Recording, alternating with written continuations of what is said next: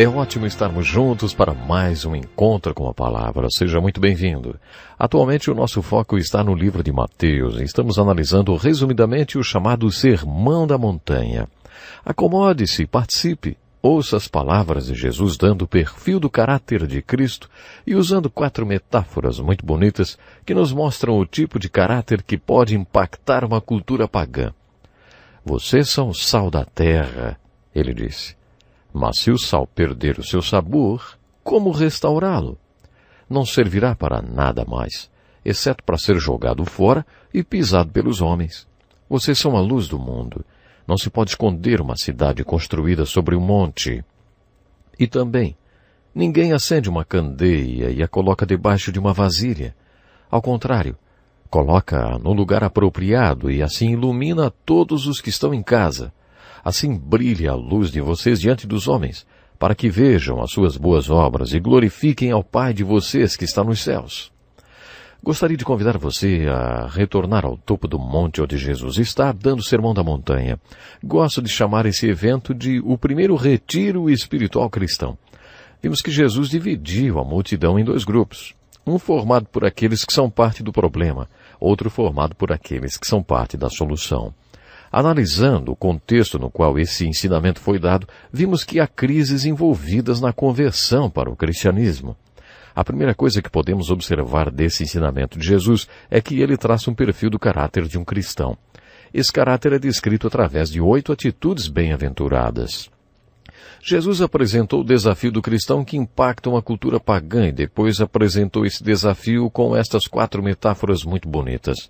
Vocês são o sal da terra, a luz do mundo, uma cidade sobre um monte que não pode ser escondida e uma candeia acesa.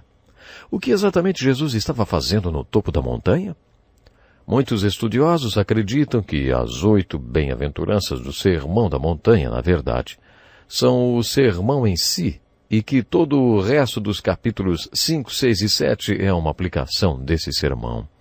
Resumidamente, o verdadeiro ensinamento do Sermão da Montanha trata da crise que se estabelece quando uma pessoa se converte ou torna-se cristã, o caráter de cristão que ela precisa ter e o desafio de impactar uma cultura pagã com esse tipo de caráter. E é sobre isso que os capítulos 5, 6 e 7 do Evangelho de Mateus estão falando. Quando Jesus começa a nos mostrar o desafio de um caráter cristão de impactar uma cultura pagã, ele apresenta 4 metáforas. O que essas metáforas significam? Vamos recapitulá-las rapidamente. Vocês são o sal da terra. O que Jesus quis dizer com isso? Creio que o significado esteja relacionado ao fato de que naquela época não existia geladeira. A única maneira que eles tinham de preservar a carne era salgando-a.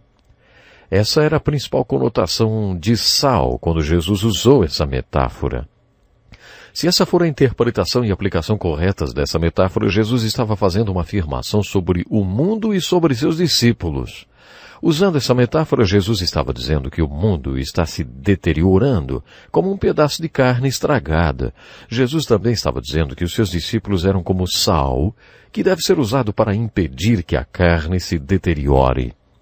A única maneira de preservar o mundo da corrupção é mantendo os discípulos de Jesus com suas atitudes bem-aventuradas, junto com o povo. Assim como vocês passam sal na carne para que ela não se deteriore nem corrompa, os meus discípulos devem estar entre o povo deste mundo. Isso vai guardar o mundo da corrupção. Se essa é a interpretação e a aplicação corretas da metáfora do sal, então obviamente Jesus está sendo dogmático a respeito do discípulo que é a solução e a resposta dele para o mundo. O discípulo de Jesus Cristo é um conservante.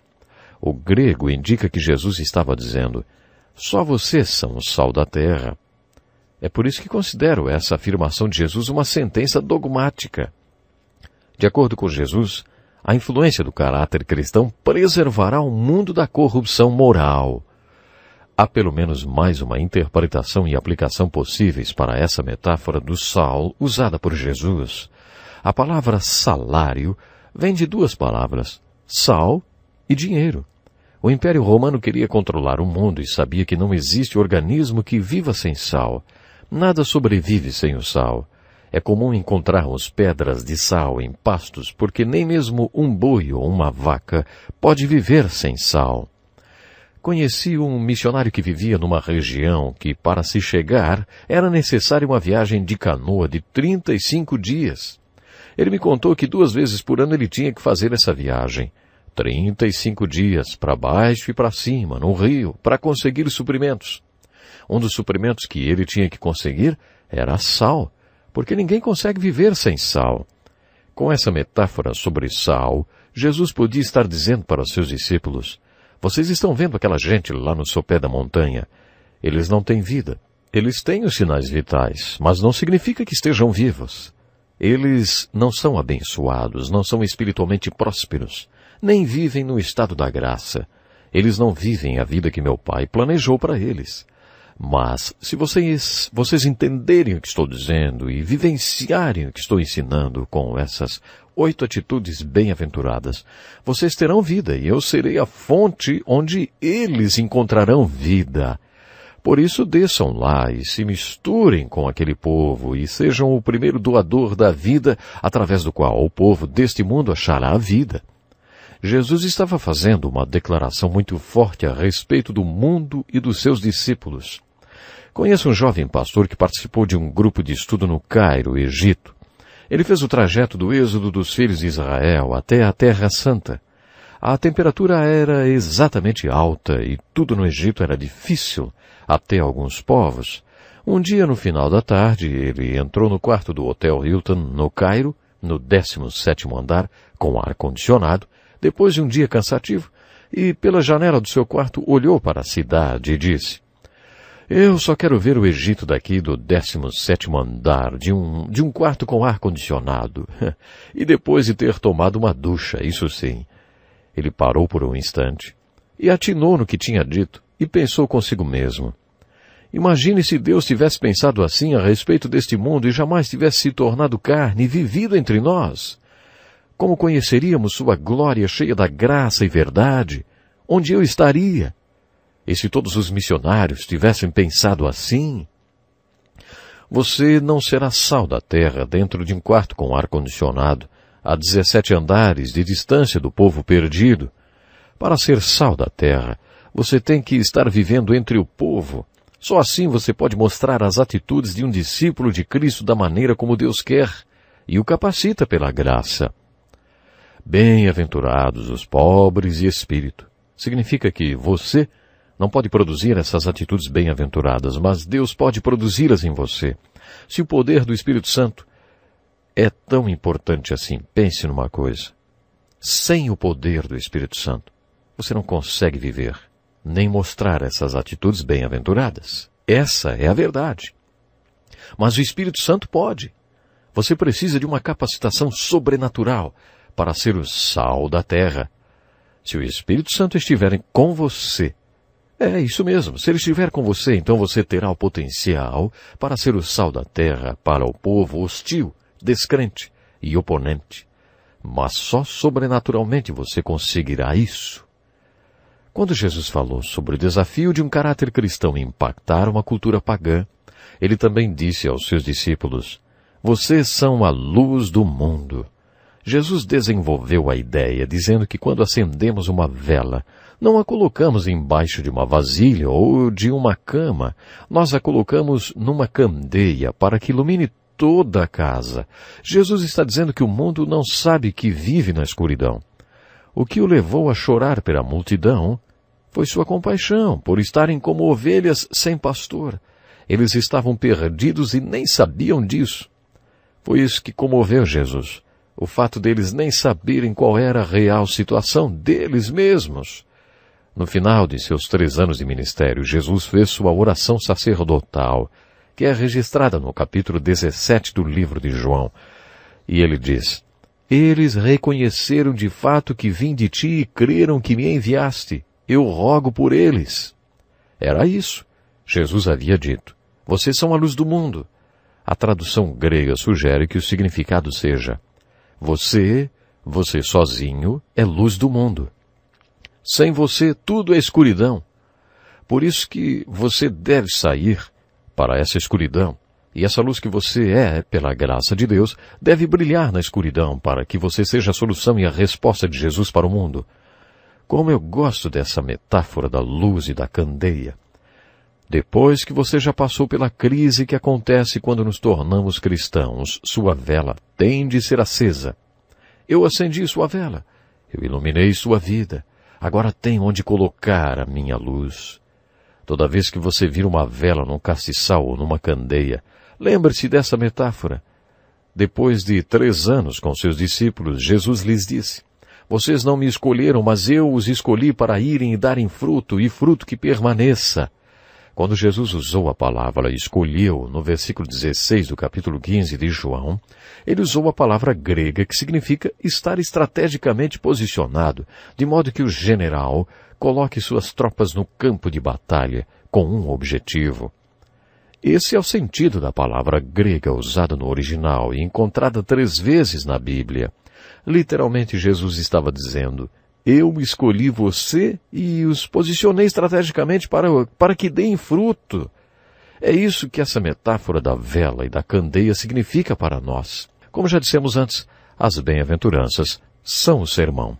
O restante do texto de Mateus 5, 6 e 7 é uma aplicação desse sermão. Primeiro vamos dividir as 8 bem-aventuranças em 2 partes. Parece até que há uma linha divisória espiritual entre a 4ª e a 5ª bem-aventurança. As 4 primeiras atitudes bem-aventuradas correspondem ao que podemos chamar de atitudes do vinde. Quando estudamos os homens de Deus no Velho Testamento, eu disse que eles tiveram uma atitude de vir até Deus e ir por Deus. Você está lembrado disso? Eles tiveram várias experiências que poderiam ser chamadas de as atitudes do vinde.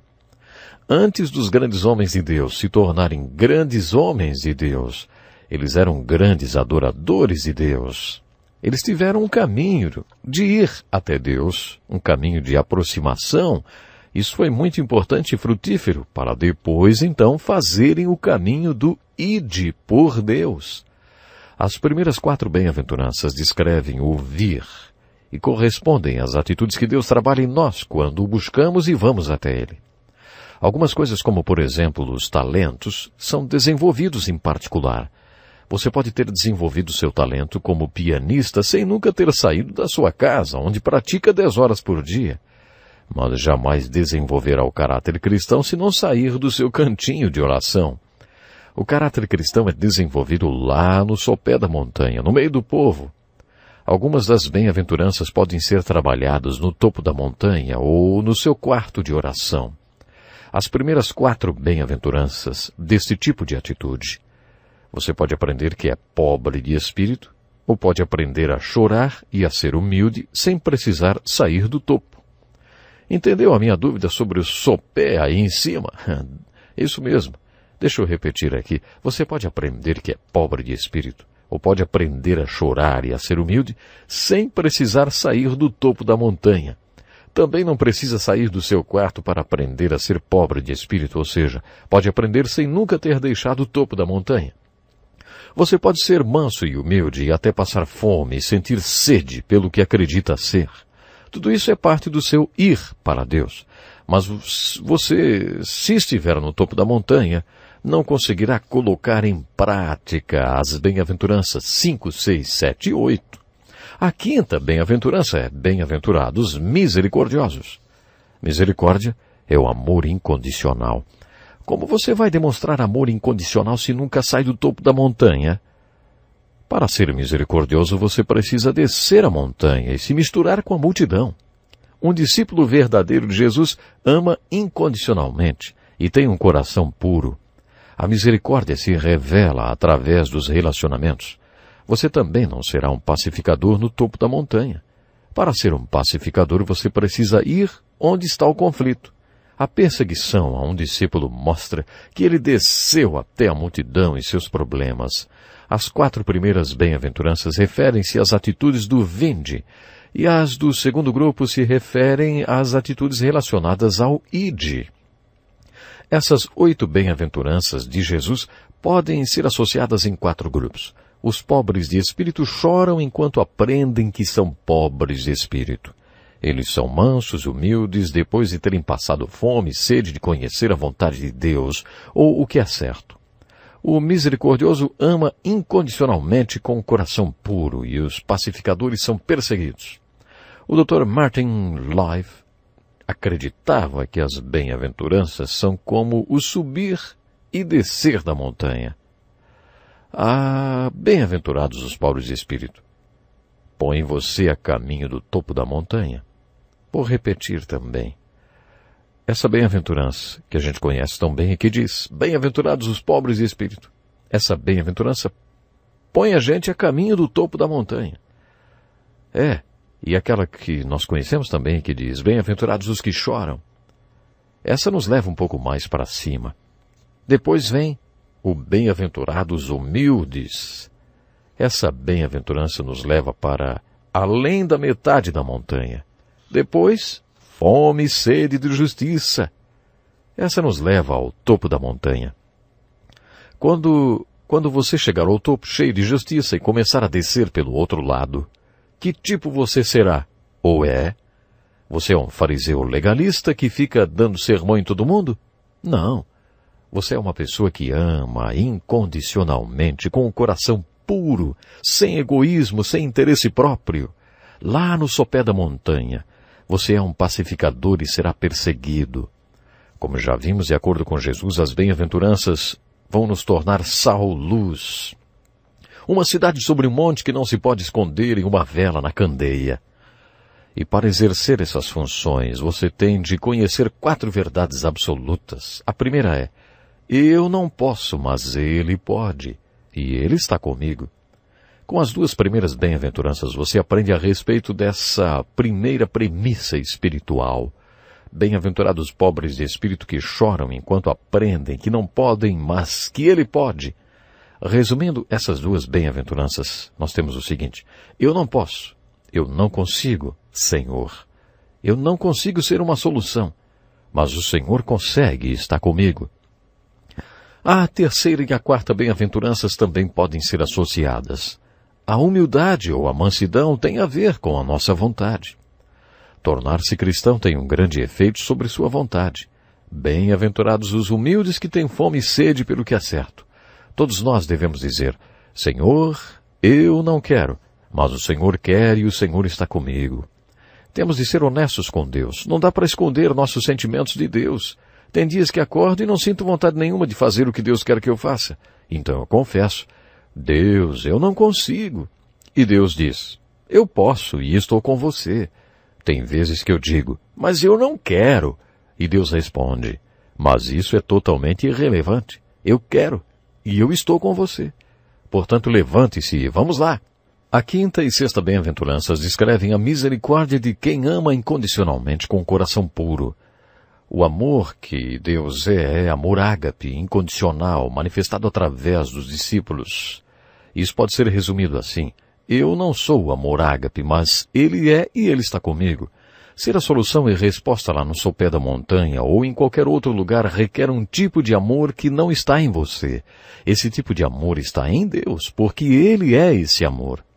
Entretanto, a verdade dinâmica do Novo Testamento é que Deus está com você e em você. Por isso, à medida que Deus estiver em você e com você e puder expressar-se através de você, você passa a ter o potencial para ser uma resposta e uma solução de Jesus Cristo para todas as necessidades humanas. Então você pode dizer, eu não sou, mas Ele é e está comigo. É por isso que tem o potencial para ser uma das soluções e uma das respostas de Cristo para as necessidades do mundo. A sétima e a oitava bem-aventuranças apresentam o resultado de um ministério de reconciliação que pode ser resumido assim. Eu não consegui nem pude fazer isso, mas Ele pôde porque estava comigo. Quando você perceber que pela graça de Deus tem sido uma solução e não um problema, ou uma resposta e não uma dúvida, precisará ser pobre de espírito e humilde para dizer, eu não fiz isso, Ele fez porque Ele estava comigo. Um dos perigos advindos de um ministério frutífero é o ministro começar a aceitar todo o sucesso desse ministério para si e não para Deus, e se esquecer que foi apenas um instrumento usado por Deus na vida das pessoas. Podemos nos considerar até como jumentos. Deus já falou através de um jumento. Nós lemos isso no livro de Números. Foi um jumento falante. Depois, em Mateus 21, Jesus entrou em Jerusalém montado num jumentinho que estava ali disponível para Jesus. O jumento disponível. Isso tem a ver com ser pobre de espírito e desfazer essa ideia que hoje o mundo tem de que Deus faz coisas grandes através de pessoas extraordinárias. Isso não é verdade. Deus tem prazer em fazer coisas extraordinárias através de pessoas absolutamente comuns, simplesmente porque elas se dispuseram, ficaram disponíveis para Deus. Jesus não quer pessoas extraordinárias para construir sua igreja, nem quer super santos. Ele quer pessoas comuns que creiam e que estejam disponíveis para Ele. Billy Graham, uma vez, depois de uma palestra, abriu espaço para perguntas da plateia. As pessoas fizeram perguntas do tipo: quanto tempo ele gastava em oração, quanto investia em propaganda e qual era a chave para o seu sucesso. Depois de ouvir as perguntas, ele levantou sua mão e disse: espere um pouco, vocês estão meio equivocados. O que aconteceu foi que eu estava num lugar onde Deus precisava de alguém. Calhou de eu estar lá em Los Angeles num encontro quando Deus decidiu fazer alguma coisa, só isso. Eu não tenho outra explicação para dar. Sabe, creio que Billy Graham estava tentando fazer a plateia entender que a questão não era que Billy Graham era, mas quem Deus é. Não importa o que Billy Graham podia fazer, mas o que Deus podia. E por último, não é uma questão do que Billy Graham fez, mas do que Deus fez através dele. Você entendeu o significado das bem-aventuranças? Consegue entender o contexto do Sermão da Montanha e o desafio que ele representa para nós? De acordo com Mateus, tornar-se cristão não é uma questão do que vai ganhar. Mateus afirma que Jesus Cristo é o Rei dos Reis e Senhor dos Senhores, e que ele está procurando aqueles que querem se submeter ao seu reinado e ser parte de sua solução e de sua resposta, e que esteja pronto até para morrer por ele. De acordo com o Sermão da Montanha, esse é o desafio envolvido em tornar-se cristão. Nessas atitudes bem-aventuradas, vemos o caráter de um cristão ou de alguém que é a resposta e a solução de Jesus. Afinal de contas, como é esse caráter cristão, hein? Estude as bem-aventuranças detalhadamente e descubra. Fizemos um estudo panorâmico das bem-aventuranças, mas poderíamos gastar um programa inteiro com cada uma delas e ver que cada uma está ilustrada em toda a Bíblia. Estude-as. Quanto mais entender as bem-aventuranças, mais e mais você vai entender como é o caráter de um cristão. Até o próximo programa. Este é um estudo escrito pelo Dr. Dick Woodward, na voz do pastor Edson Bruno. Até o nosso próximo encontro com a palavra.